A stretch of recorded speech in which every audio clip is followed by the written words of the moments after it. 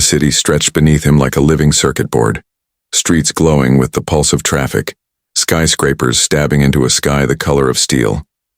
From the 47th floor of Redgrave Properties, Noah Redgrave stood at his office window, unmoving, his reflection cast in the glass like another man trapped behind it. The city bowed to him in silence. Deals were signed in his name, fortunes shifted at his word, and yet for all the noise below there was only stillness where he stood. The faint hum of air conditioning filled the room. Every surface gleamed. The floor was marble, black with veins of silver. The desk was mahogany polished to a mirror sheen. Nothing in the space was accidental. Each detail was chosen, measured, and paid for in full. Control radiated from the room, as cold and sharp as the man who owned it. "Your 9 o'clock with the Zurich investors is confirmed." His assistant's voice came through the intercom, crisp and efficient. "And the legal team has finalized the merit and acquisition documents for review." "Leave them," Noah said without turning from the window. "Yes, sir." Her footsteps faded, and the silence returned, thick, expensive, complete. Noah adjusted his cufflinks, platinum with a single engraved R, and checked his watch, though he already knew the time. He didn't need reminders. His life ran on precision, every minute accounted for. There was a comfort in that predictability. Numbers never cried. Numbers never smiled. Numbers never loved. He moved to his desk and sat, his pen gliding across a contract. Each signature was a small act of control, binding someone else's ambition to his empire. The company's crest, 2 interlocking spires, was embossed on the paper, the symbol of power he had built from the ground up. But even now, surrounded by proof of his success, there was nothing inside him that resembled pride. Just the same cold satisfaction of winning a game he no longer enjoyed playing. The city skyline blinked in the reflection of his office glass. Somewhere far below, a siren wailed and faded into the distance. He barely noticed. A soft chime interrupted the silence, his phone, sleek and black, lighting up on the desk. Unknown number, he frowned. Few people dared to call him directly, and fewer still did it unannounced. The screen pulsed again, the glow cutting through the dim light of the office. Noah's hand hovered for a moment above the device, fingers brushing the edge. Then he pulled his hand back, letting the phone ring until it silenced itself. Whoever it was, they could wait.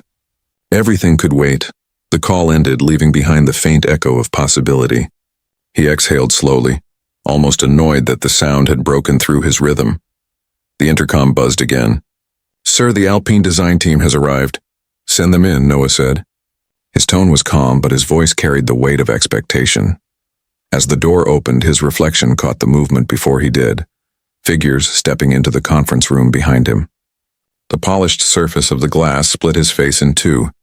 The man the world saw and the man who stared back, hollow-eyed and silent. Outside, the sun disappeared behind a thick curtain of cloud. The skyline dulled to gray. Noah adjusted his tie, smoothing away a crease that wasn't there, and turned toward another day of perfection, while the phone, still face down on his desk, flashed once more, its screen lighting up like a heartbeat. Unknown number. He didn't answer. The boardroom shimmered with the kind of perfection only money could buy. Glass walls, ivory leather chairs, and a chandelier that looked more like a constellation than a fixture. It hung above the table like a frozen galaxy, refracting the morning light into sharp fragments that danced across the polished surface. Every detail of Redgrave Properties' headquarters was designed to impress and intimidate. And it did. Everyone who entered that room felt smaller in Noah Redgrave's presence. He sat at the head of the table, posture unyielding. The world's noise filtered through his composure. His eyes, steel gray and unforgiving, moved slowly over the group that filed in, one after another, clutching tablets and portfolios like shields.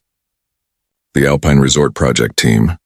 The next big acquisition, the next jewel in his empire's crown. Mr. Redgrave, the lead contractor, began, his voice carefully measured. "We're honored to present the renovation concept for the Alpine." "Skip the introduction," Noah interrupted, his tone slicing through the room like a blade. "Show me results." The man nodded hastily and fumbled with the projector. A slideshow blinked to life on the wall. Gleaming marble, towering glass facades, a lobby dripping in chandeliers. It was everything a billionaire might expect, and everything Noah had seen before. He leaned back, unimpressed. Generic, he said finally, the single word landing like a verdict. Soulless. You've given me another overpriced monument to vanity. A cold silence followed. No one dared breathe too loudly. The contractor's throat bobbed as he searched for an apology. But Noah had already looked away, his mind drifting toward the phone on his desk. The same unknown number had flashed again minutes before this meeting. He hadn't answered. He never answered what he didn't control. Mr. Redgrave, one of the designers, began. But then, from the back of the room, a woman's voice spoke, calm, unshaken. You're absolutely right. The words hung in the air. For the first time that morning, Noah looked up. She stepped forward from the shadows, Clara Everett. Auburn hair neatly tied, green eyes bright but unreadable. She wasn't trembling like the others. Her presence was quiet, confident, the kind of confidence that didn't need to shout. Explain, Noah said, intrigued despite himself. Clara walked to the front, connecting her tablet to the projector. The slideshow changed. The sterile images vanished, replaced by something different. Warm wooden beams framed soft light spilling across stone floors. A fireplace glowed in the center of a mountain lodge. Outside, snow fell beyond wide panoramic windows that seemed to embrace the world instead of shut it out. The Alpine Resort, she began, shouldn't be a palace people visit to feel rich. It should be a home they remember long after they've left. Her tone was even, confident, but her words carried weight. The room, once suffocating under Noah's dominance, shifted. Every eye turned toward her. Every heartbeat slowed to her rhythm. Clara continued, voice low but certain. Luxury isn't about gold or marble. It's peace. It's knowing you belong somewhere. A place where the mountain speaks louder than the chandeliers. Noah found himself leaning forward, his usual mask slipping. There was something about her. Something he couldn't quantify, couldn't reduce to a percentage on a profit sheet. Her designs didn't scream wealth. They whispered life. She clicked through a few more images. A library nook filled with natural light. A hallway lined with local art. Balconies opening into the wilderness. The resort should breathe, she said softly. It should feel alive. The room stayed silent, the kind of silence that followed truth. How much? Noah asked finally, breaking it. 30% less than the current proposal. Clara replied, meeting his eyes without hesitation. Sustainable materials. Local artisans. Designs that don't age because they were never chasing trends. Noah's stare held hers.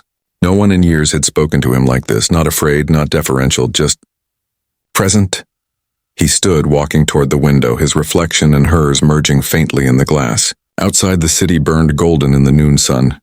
Everyone else can leave, he said suddenly. There was a pause. Then the shuffle of chairs, hushed whispers, retreating footsteps. The door closed softly behind them. Clara didn't move. Noah turned, studying her as if she were a puzzle he couldn't solve. Do you know what people usually do when I call their work garbage? Clara's lips curved slightly. Not a smile exactly, but something close. Apologize. Beg, he corrected. Then I'm not like most people. For the first time in a long time, Noah laughed. Not the polite, rehearsed kind he used in interviews, but something genuine. It startled even him. He stepped closer, his voice quieter now. Where did you learn to think like that? From life, she said simply. Not boardrooms. Something flickered behind his eyes, recognition, curiosity, maybe even longing. But before he could reply, his phone buzzed again on the desk. The same number. Unknown. Persistent. The sound echoed through the room like a pulse. Clara glanced toward it, then back at him. Aren't you going to answer? Noah's jaw tightened. He didn't move. The ringing stopped. Silence again. But somewhere deep in that silence, for the first time in years, Noah Redgrave felt a tremor in the walls of his empire. A small, almost imperceptible crack, he didn't know it yet, but everything was about to fall through it. Rain fell like shattered glass against the city, streaking down the vast windows of Redgrave Tower. Lightning flashed across the skyline, slicing through the darkness, illuminating Noah Redgrave's reflection as he stood once again in his office. Silent, motionless, untouchable. But tonight there was something different in the air. Something restless. Something waiting. The meeting with Clara Everett had ended hours ago, yet her words still echoed in the back of his mind. Luxury isn't about gold. It's about peace. peace. The word felt foreign to him. He'd spent his life conquering, acquiring, outsmarting everyone who ever doubted him. Peace was for people who had time to feel. He poured himself a drink, single malt, aged 20 years, and sank into the leather chair behind his desk. The amber liquid caught the light, glowing like fire. He lifted the glass to his lips but didn't drink. His hand trembled. He set it down. He didn't like that either. Trembling meant weakness, and Noah Redgrave didn't do weakness. The rain outside intensified, drumming harder, drowning out the hum of the air vents. Then, the phone vibrated. The same unknown number. Again. The screen flashed insistently on the desk, pulsing in the dim light like a heartbeat. Noah exhaled slowly, jaw tightening. He wasn't a man easily interrupted, but something about the persistence, the timing, pulled at him. He stared at the screen for a long moment. Then, almost out of irritation, he answered, "Redgrave." At first, nothing, just static. Then a shaky breath, a woman's voice, trembling, urgent, on the edge of panic. "Mr. Redgrave, this is St. Augustine Medical Center. We need you to come immediately." The glass slipped from his hand. It hit the edge of the desk, shattering. Whiskey spilling across contracts worth billions, seeping into the ink like blood. "What did you just say?" His voice was lower now, dangerous. "The twins, sir," the nurse stammered. "They came early. There were complications. You need to come right now." Noah froze. The world tilted. For a moment he forgot how to breathe. He hadn't heard the word twin spoken aloud since. He swallowed hard, his throat tightening. "Are they?" "The doctors are doing everything they can." The line crackled, then went dead. For a full 5 seconds he didn't move. Then, as if something deep inside him snapped, Noah Redgrave, the man who controlled empires, moved with a sudden violent urgency. He grabbed his coat, keys, and bolted from the office. The elevator ride that usually felt eternal now seemed unbearable. Every passing floor dragged time slower, heavier. His reflection in the mirrored walls didn't look like him anymore. The cold, perfect mask had cracked, and beneath it was something raw. When the doors finally opened, he stormed through the lobby, ignoring the startled greetings of staff who had never seen him rush anywhere. Outside, the storm swallowed him. Rain soaked his suit in seconds, plastering his hair to his forehead. He didn't care. The chauffeur barely had time to open the car door before Noah snatched the keys. "Not tonight," he growled, sliding behind the wheel. The city blurred as he drove, traffic lights streaking red and green across the windshield, thunder cracking above. Every second felt like an hour. His knuckles whitened around the steering wheel as he pushed the car faster through the rain-slicked streets. He could hear his heartbeat pounding louder than the storm. For the first time in his life, Noah Redgrave was afraid. His mind raced back to that day, the last conversation he'd had with her. The woman whose name he hadn't spoken in years. The woman who had walked away when his empire grew bigger than their love.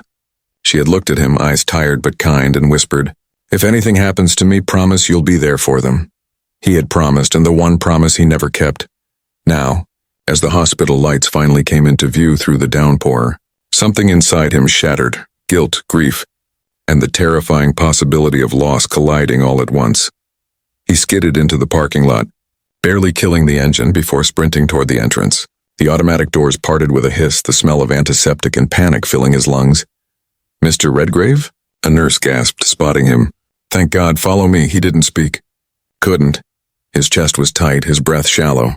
The corridors stretched endlessly, sterile walls, fluorescent lights flickering. Each step echoed louder than the last. They passed a row of glass windows where machines beeped softly in rhythm with fragile heartbeats. Then through one of them he saw them, 2 incubators, 2 impossibly small bodies beneath soft blue blankets, tubes, wires, life, barely contained within them. He stopped.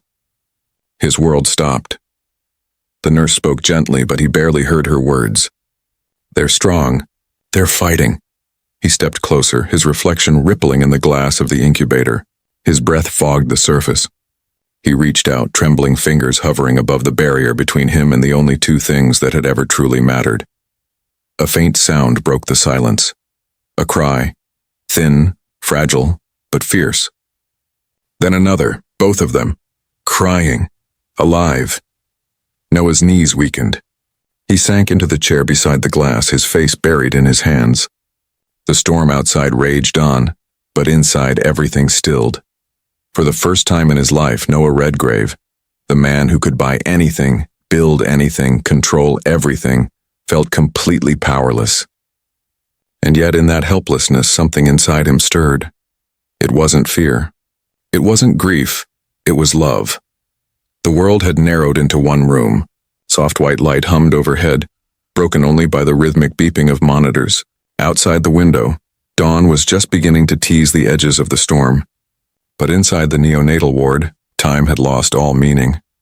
Noah Redgrave stood still, his drenched suit clinging to him, the scent of rain and cold air mixing with disinfectant. His hair, usually perfect, hung disheveled across his forehead. His watch, his tie, his expensive cufflinks, none of it mattered anymore. The empire, the meetings, the contracts, all seemed like props in a play that suddenly felt meaningless. He was staring through the glass. 2 incubators, 2 impossibly small lives. One cried softly, the other moved only slightly, its tiny fingers curling in reflex. Tubes connected their fragile bodies to machines that hummed with purpose. He wanted to touch them, to hold them, to do something, but for once in his life there was nothing money or power could fix. A nurse entered quietly, clipboard in hand. She was kind-faced, middle-aged, her eyes filled with that kind of strength that comes only from seeing miracles and heartbreak too many times. "Mr. Redgrave?" she asked softly. "Would you like to see them up close?" His throat tightened, he nodded. Words felt impossible. She led him into the nursery through a side door, past rows of monitors and softly blinking lights.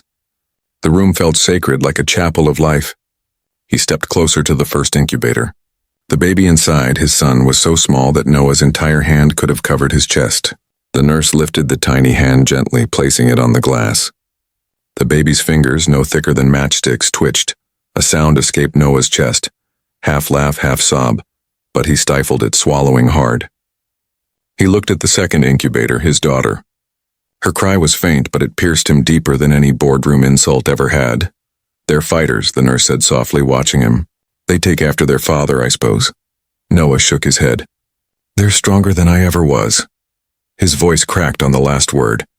The nurse smiled gently, leaving him alone.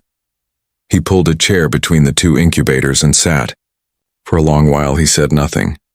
Just listened to the faint breathing, the steady beeping, the soft hiss of oxygen. Every sound was a heartbeat, a reminder that they were alive. He leaned forward, resting his forehead against the glass of his daughter's incubator. "I don't deserve you," he whispered. Outside the window, the rain slowed to a drizzle. The city was waking up, cars starting, horns blaring. But inside that quiet room, Noah Redgrave was crumbling and rebuilding all at once. Memories came unbidden. His father, stone-faced and silent. His mother, distant and tired of waiting for affection that never came. He had built his empire on power because love had always been too unpredictable. But now, staring at the fragile rhythm of 2 beating hearts, he realized that control was an illusion. These children, his children, were the only real thing he had ever touched that wasn't born from ambition. A knock at the glass startled him. It was Clara Everett. She stood outside the nursery, her reflection ghosted against the window, a bouquet of pale lilies in her arms. Her eyes met his, not curious, not pitying, just present. She mouthed the words, "May I come in?" He nodded. When she entered, she didn't speak right away. She placed the flowers on the counter and stood beside him, her gaze falling on the twins. "They're beautiful," she said finally, her voice barely above a whisper. Noah swallowed hard. "They're early. Doctor said it's a miracle they're breathing on their own." Clara smiled softly, watching the twins. "Miracles are rare, but they tend to find the people who stopped believing in them." He turned to her then, eyes tired, red-rimmed. "I don't know how to be this," he said. "I don't know how to be a father." Clara met his gaze, unflinching. "Start with being human. The rest follows." Silence filled the room again, soft, powerful. Noah looked back at the incubators, then at Clara. The woman who had once challenged him across a conference table now stood beside him, as if she'd been written into this moment long before either of them knew it. His phone buzzed again in his pocket. He ignored it. For the first time in his adult life, he didn't care who was calling. He looked at his son, then his daughter. The cries had faded now, replaced by the peaceful rhythm of their breathing. A strange calm settled over him. He reached into the incubator through the small opening, his hand trembling as he placed a fingertip against his son's palm. The baby's fingers closed around it. Weakly but surely, something inside him broke and healed in the same heartbeat.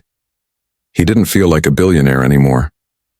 He felt like a man, a father, a sinner begging the universe for a second chance. Tears burned his eyes, falling freely now. He didn't wipe them away. Outside, the clouds parted and a single beam of morning light cut through the hospital window, landing gently across the two incubators, like a promise. The world had changed. And so had he. The world outside the hospital moved on. Cars crawled through traffic. Skyscrapers blinked awake. But inside St. Augustine Medical, Noah Redgrave's life had come to a full and humbling stop. He hadn't left in 3 days. The nurses had grown used to seeing him in the hallway at dawn, his suit jacket folded on the back of a chair, sleeves rolled to his elbows, coffee gone cold at his side. He no longer barked orders into phones or signed contracts worth millions. Instead, he read tiny monitors, memorized feeding schedules, and whispered words no one would have believed the billionaire even knew. Each morning began the same way, the soft beep of machines, the shuffle of nurses' shoes, and the faint, steady breathing of the twins. His twins? The boy was strong now, gaining weight.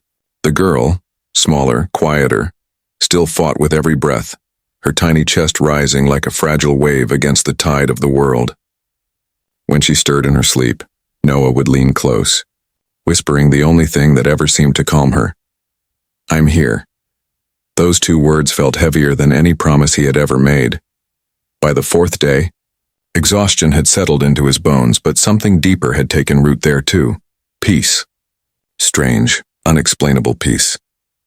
Clara had become a familiar presence, appearing quietly at odd hours, sometimes with coffee, sometimes with a sketchbook tucked under her arm. She never asked questions he wasn't ready to answer. She simply sat with him, drawing the nursery windows or sketching the faint outline of the mountain range that could be seen through the far corridor. He didn't know why she came. Maybe even she didn't. But when she was there, the silence felt less suffocating.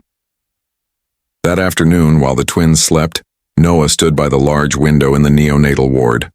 The city stretched far below, and he realized how small everything truly looked from here. The numbers, the charts, the investors, they all seemed meaningless now.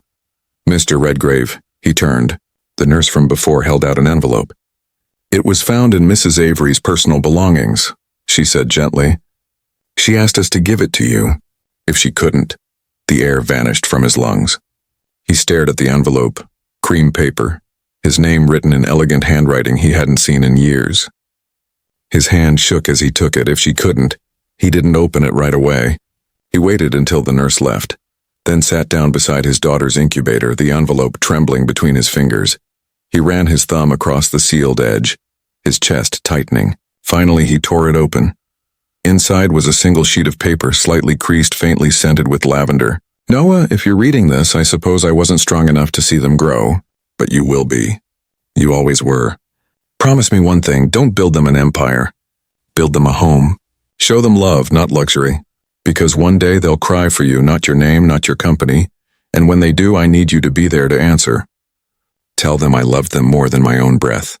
And tell them I loved you too, even when you forgot how to love yourself. Avery." The words blurred through the tears he refused to hide. He pressed the letter against his chest, breath ragged. The sound that came from him wasn't grief alone. It was everything he had buried for years bursting free all at once. When he finally looked up, Clara was standing in the doorway, silent. She didn't ask what the letter said. She didn't have to. She crossed the room, knelt beside him, and rested a gentle hand on his arm. "Don't lose yourself in the guilt," she whispered. "Find yourself in them." He turned toward the twins, 2 small, fragile beings that somehow held the power to resurrect everything he thought was dead inside him. As he watched them breathe, something clicked into place, a truth as sharp and clear as the morning light that now flooded the window. For the first time, Noah understood what Avery's letter meant. He stood, walked to the window, and stared at the sprawling city his name had built. Then quietly he said it aloud. "I'm done building towers. Clara's eyes met his reflection in the glass. Then what will you build? He looked back at the twins, the faintest smile trembling across his face.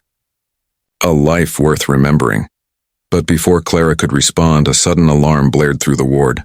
Red lights began flashing above the incubators. Nurses rushed in. One of the twins, the girl, had stopped breathing. No, Noah whispered, voice breaking. He stumbled forward as the nurses surrounded the incubator. No, please. A doctor shouted orders. A machine hissed. Time splintered. Noah pressed his hand to the glass, helpless. The world collapsed into noise. The blare of alarms, the rush of medical staff, the scream that tore out of his throat before he even realized it was his. Then, as abruptly as it began, the chaos stilled. The doctor lowered his hands, glancing up with a thin, exhausted smile. She's breathing again. Noah's knees buckled, relief flooding through him like a tidal wave. He dropped into the chair, his entire body shaking. Clara knelt beside him, one hand clutching his. Through the tears, through the chaos, he heard it. The faintest cry. His daughter. Alive. That sound, fragile yet fierce, filled the room. It echoed through the sterile air, wrapping itself around his heart like a vow. Noah Redgrave closed his eyes, tears streaming freely now, and for the first time in his life, he prayed not for wealth, not for victory, but for grace. The chapel at St. Augustine sat at the end of a narrow corridor. Hidden behind a set of frosted glass doors, few visitors ever noticed. It wasn't large, just a handful of pews, a wooden cross, and a single stained glass window that caught the morning light like liquid fire. But to Noah Redgrave, it felt bigger than any cathedral. He sat alone in the last pew, the letter from Avery folded neatly between his hands. The paper had softened from being read too many times, the edges smudged with fingerprints. It was the only thing tethering him to the woman he had loved and lost, and to the two fragile hearts beating in the neonatal ward down the hall. Rain tapped softly against the window. Though the storm had ended hours ago, he could still smell it in the air, earthy, electric, cleansing. The quiet pressed in around him, and for the first time since his childhood, he found himself praying, not for success or forgiveness or a miracle, just for enough strength to be the man Avery had believed he could be. His whisper was barely audible. "Help me not to fail them." The door creaked open behind him. He didn't need to turn around. He already knew who it was. Clara Everett stepped inside quietly, her heels making no sound on the worn marble floor. She didn't sit beside him at first. She stood by the altar, staring up at the stained glass window where the colored light painted her face in gold and rose. "I wasn't sure I'd find you here," she said softly. Noah looked up, weary but calm. "Seems everyone does eventually." Clara turned, her expression unreadable. "You look different," he huffed a dry laugh. "I feel different. Like I've been stripped of everything I thought I was." "That's how rebirth works," she said, and came to sit beside him. "It destroys before it rebuilds." For a while they said nothing. The silence between them wasn't awkward, it was full, breathing. The kind of silence that existed only between people who had already spoken the things that mattered. Finally, Clara reached into her bag and pulled out a folder. "The hospital director asked me to show you this," she said. "It's the renovation blueprint for the neonatal wing. You should see who designed it." Noah frowned, confused. She handed him the folder. Inside was a set of architectural sketches. Warm wood, soft light, open spaces. The same kind of design philosophy that had captivated him in the Alpine Resort presentation. He flipped to the last page and froze. The signature at the bottom wasn't hers. It was Avery L. Redgrave. His breath caught. She designed this place?" Clara nodded. "Before she died. She was part of the hospital's rebuilding project after the fire 2 years ago. She wanted to make it gentler. She said every child deserves to open their eyes to beauty." Noah's hands shook as he traced his late wife's name with his thumb. Memories flooded him. The way she used to sketch by candlelight, hair pulled into a messy bun, humming under her breath. She had never told him she'd been working here. She must have known. Clara continued quietly. "About the twins? About everything." He pressed the folder against his chest, his heart hammering. "I was too busy. Too blind. She did all this while I was buying another hotel in Dubai." Clara's voice softened. "She didn't blame you, Noah. You're blaming yourself enough for both of you." He looked at her then, really looked at her. The same woman who had stood against him in a boardroom full of fear. The same one who had walked into a sterile hospital with flowers and quiet strength. You knew her, didn't you? He asked. Clara hesitated. Then she nodded. She was my mentor. I worked under her for 3 years. She's the reason I became a designer. She used to talk about you, not as the man in the papers, but as the man she hoped you'd find your way back to. The truth hit him harder than any accusation could. Clara hadn't just appeared in his life by chance. She was part of Avery's final design, one more piece in a plan he hadn't seen until now. Why didn't you tell me? He asked. Because you weren't ready to hear it, she said simply. And because Avery made me promise. She said you'd need to find your way to them, not be guided. His throat closed. He turned away, gripping the edge of the pew. He felt every wall inside him collapse, every facade crumble until there was nothing left but a man stripped bare by love and loss. Damn her, he whispered, his voice cracking. She planned everything. Clara smiled faintly. She had a gift for that. Noah laughed through the tears that had begun to spill again, raw, unfiltered, unguarded. For a moment he imagined Avery sitting in the back row, watching the scene unfold, smiling the way she used to when she'd seen through his armor. When the laughter faded, Clara placed a small hand on his arm. She wanted you to finish what she started. Not the business. The legacy. He looked down at her hand, steady, warm, real. And what if I don't know how? Clara's gaze was unwavering. Then you start by listening to their cries. The chapel door opened again. A nurse stood there breathless. Mr. Redgrave, your daughter is awake. The world stilled. He was on his feet before he realized it, heart pounding as he followed the nurse down the corridor. Each step echoed louder, faster. He burst through the nursery doors.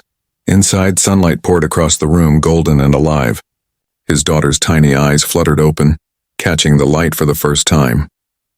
The nurse lifted her gently, placing the fragile bundle into his trembling arms.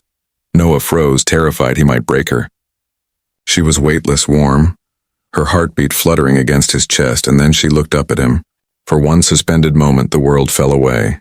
The empire, the guilt, the grief, all dissolved into that gaze. Her lips parted. A soft cry escaped her. He felt it strike something deep and sacred inside him. That sound, the same cry that had once broken him, was now rebuilding him from within. Tears streamed freely as he whispered, "Welcome home, little one."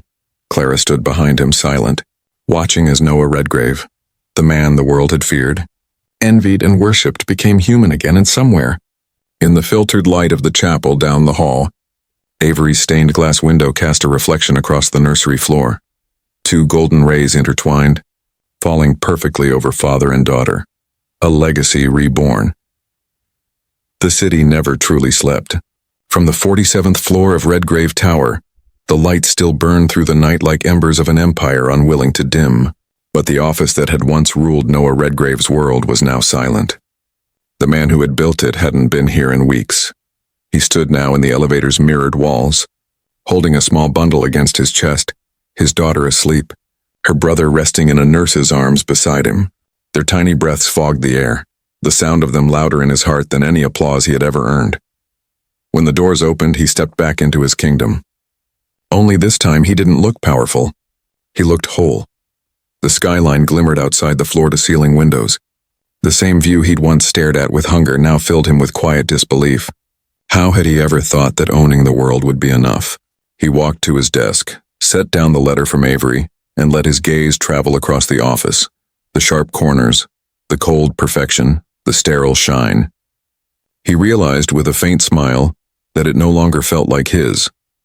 Behind him, Clara entered, carrying a file and wearing a look he hadn't seen before, confidence tempered with tenderness.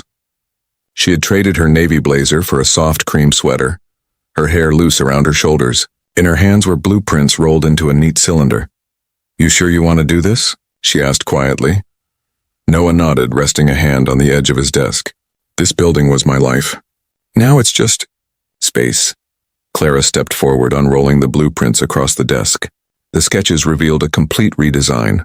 Walls replaced with gardens. Luxury suites transformed into family shelters. The boardroom repurposed into a pediatric center. "It's beautiful," Noah said softly. Clara's smile was small but proud. It's yours, he looked up. No, it's theirs. Outside, thunder rumbled distantly, though the sky was clear. The sound felt like something ending and beginning at once. Clara moved closer, her hand brushing his as she pointed to a section of the blueprint. Avery started this before she passed. She left sketches hidden in the hospital archives. I just finished what she began. Noah's breath caught. She wanted this? She wanted you to finish it, Clara replied. She believed the man she fell in love with was still here waiting to wake up. He turned toward the window, eyes shining with tears he no longer tried to hide. Below him, the city shimmered with life. He saw not wealth or property, but stories. People, homes, families.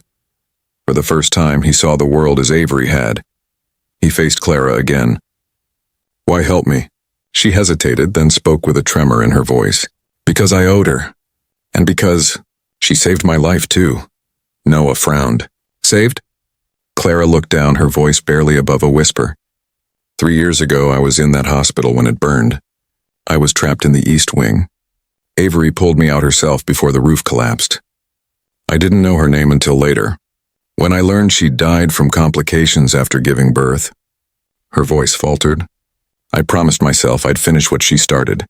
And when the hospital director asked me to lead the Alpine project, the one she had once dreamed of, I took it. That's how I ended up in your boardroom.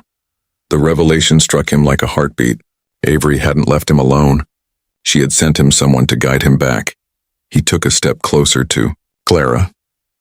The air between them shimmered with the kind of unspoken understanding that only grief and grace can forge. She trusted you with her legacy, he said quietly, and you gave it back to me. No, Clara said gently. You gave it back to yourself. The babies stirred softly, their cries rising like a delicate harmony that filled the empty office. Noah lifted his son first, then his daughter, holding both close as the city lights blinked behind him. He whispered, You saved me before you could even speak. The wind outside carried the faint hum of rain starting again. It fell softly against the windows, washing away the last traces of the storm. Clara watched him, her eyes reflecting both pride and sorrow. What will you do now? He smiled faintly. Burn the empire and build a home. She tilted her head, curious. You'd really walk away from all this? Noah turned toward the sprawling city, his voice steady. I'm not walking away. I'm finally walking toward something. He reached for Avery's letter on the desk, kissed the edge of the paper, then folded it carefully and slipped it into his pocket. The sound of the twins' cries grew louder, sharper, but this time it didn't break him. It grounded him. In the reflection of the glass, he saw his own image. Not the ruthless billionaire or the hollow conqueror, but a man holding life in his arms. He turned to Clara, eyes glistening. You said Avery saved you once. You just returned the favor, she smiled softly. Maybe she's still saving us both. The thunder faded. The rain slowed. The office lights dimmed automatically as dawn began to rise, a soft orange glow spilling across the horizon. Noah looked down at his children one last time before whispering, You were the empire I was meant to build. Then he walked past Clara, down the long marble corridor, his children in his arms. The doors to Redgrave Properties closed behind him with a quiet hiss, the sound of an empire surrendering to something greater. Outside, the storm clouds broke apart and sunlight poured over the city. From that moment on, Noah Redgrave, the man who once ruled the world, belonged not to his empire but to his children. And somewhere, high above the skyline where light met glass, Avery's reflection shimmered for a heartbeat before fading, her final masterpiece complete. The twins stirred again, their cries echoing softly against the wind. Each sound was a beginning, each cry a promise kept. Noah Redgrave walked into the morning, no longer a billionaire seeking control, but a father learning how to love, and the world for the first time felt quiet enough to listen.